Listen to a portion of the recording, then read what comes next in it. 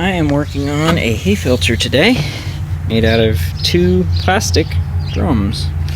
So I've got to weld them together. I haven't done anything to them yet, except I cut the top off of one to make it the right height, and so you can still see the bottom of the top one is still in there. What I'm doing is welding the 2 together. I left the bottom in for now just so that I can keep the shape nice and round for as long as possible. So you can see what that's looking like. This is sort of a first pass. I'll go through and smooth this out and sand it down later. You won't even hardly know that it's been welded. There was a little mistake I made with the Sawzall that I can fill right in. It's no problem. So this is what I've got going on. Try and do this with one hand here. So the way I do this, to start, I just melt the 2 together. I work my way along. Notice I'm not adding any filler material yet. I want to get a good bond between the parent materials first, and then we'll build up the weld with filler. So this is melting the plastics together, but it's making a nice deep groove which will hold quite a bit of plastic.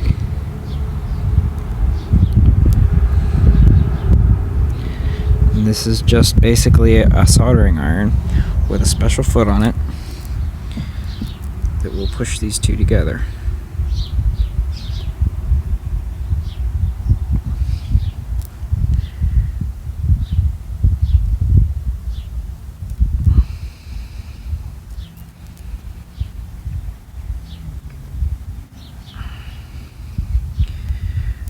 We want to get a good bond between the barrels themselves using the barrel's own plastic. Okay, so we've got this groove here, and I'm going to push this plastic through the hole.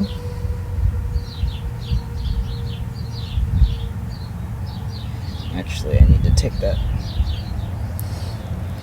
little lump off of there, so I'm gonna, there we go.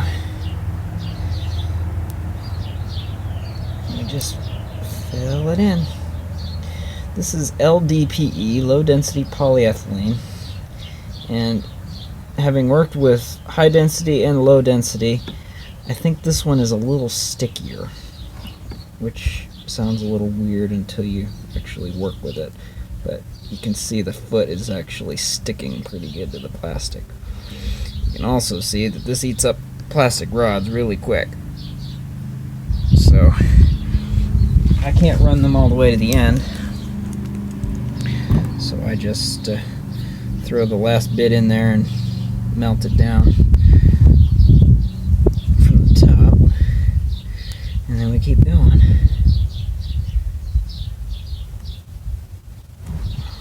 These are clear plastic rods.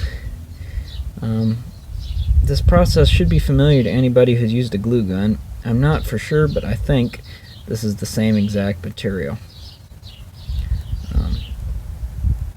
You're just melting it through the gun, and then using the heat of the gun to melt it into the plastic of the parent material. And there we go. So we've filled in that area. I'm going to go ahead and show you what happens when I want to repair this crack here. This is, like I said, just a mistake that I made with the Sawzall. Shouldn't have slipped like that, but I did. First we kind of melt it together and make sure it's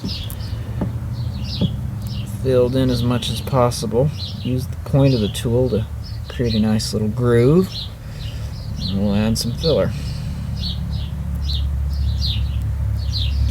At this point, this is mostly cosmetic because the groove didn't go all the way through, but it's also going to add some strength to this joint, which is always good. Just try and smooth things out here and we'll be done with this joint. Okay. I could continue to work this for a while, fill in low spots, whatever I need to do. You get the idea. But I don't want to make this video too long, so that is how I am welding these two barrels together. Okay, there it is. The finished raw weld, not sanded or anything, just finished welding it. Like I've said before, I could keep working on this for days, but this is basically it.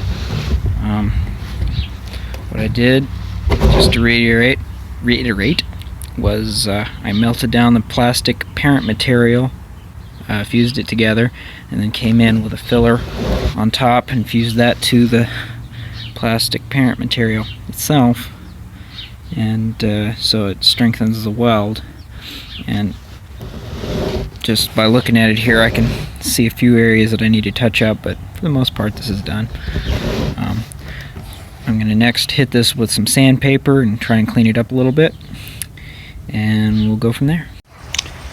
We are filling up this new hay filter with some water. We'll leak test it. I cut out the bottom of that drum from the inside. I haven't finished that, obviously. I will get that a little closer when I'm done, but that's still enough to provide some support if I need to weld on it any further. You can see this is none of me. Apparently what they do when they make these drums is they have some pretty big seams, and this one they ground it down a little too far, so I will have to patch that up myself, but that's right out of the factory that way. No big deal. We're coming up to the point now where we'll be able to test this seam. I don't see any other issues. Like I said, just that one leak so far.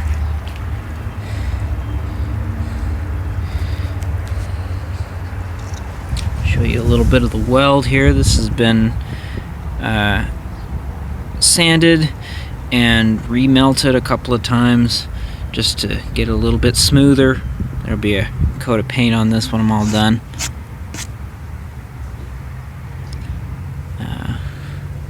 Looks pretty good, I think. Definitely looks watertight, and it's very, very strong. Alright, moment of truth here. The water level has now risen above the weld. Give it just another minute. And we can go all the way around and look and see if there's any leaks. Get the camera to focus here. There we go.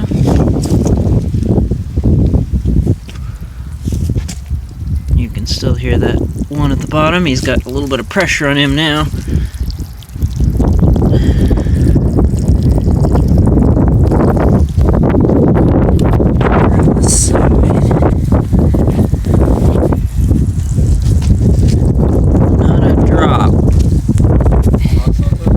Not a drop of water.